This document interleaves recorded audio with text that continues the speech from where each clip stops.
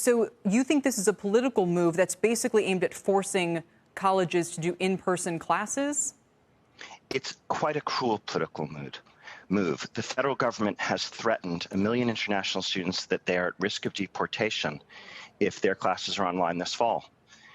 And that's causing terror throughout these students. Some of them have fighting prior illnesses and are in other very hard situations and are facing the fear that they may have to risk their health or be sent home to uncertain circumstances. They live here and they study here. And yes, it appears that this cruel act of anxiety and fear racing through this community is just a chip being used to try to force colleges to hold courses in person this fall.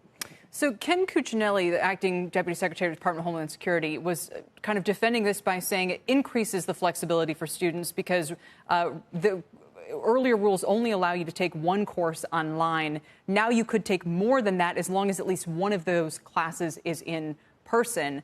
I mean, this just sounds like a mess, and there's a lot at stake here for the schools because I understand some of them could get 20% of their revenues from international students, right?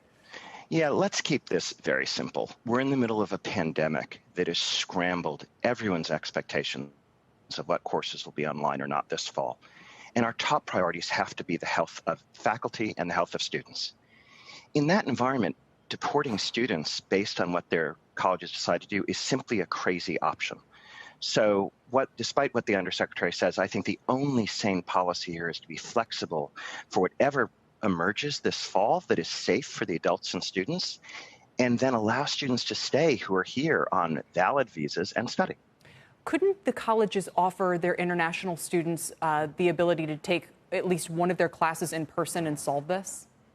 Imagine, for example, that student or faculty member is at risk of COVID for a prior condition.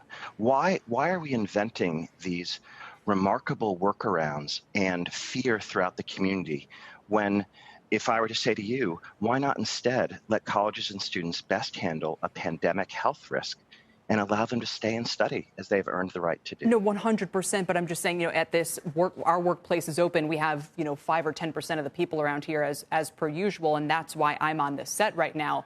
If you told me I was going to be deported unless I came in, I'd probably come in. So I'm just saying if the colleges want to protect these students, let me give you a put case. 4 kids in a classroom and say, at least this way you're not going to be deported? Yeah, it's, just to be clear, we're talking about thousands of students at many of our universities. So it's not just a small handful. As you said earlier, 20% of income and a large portion of students can be international.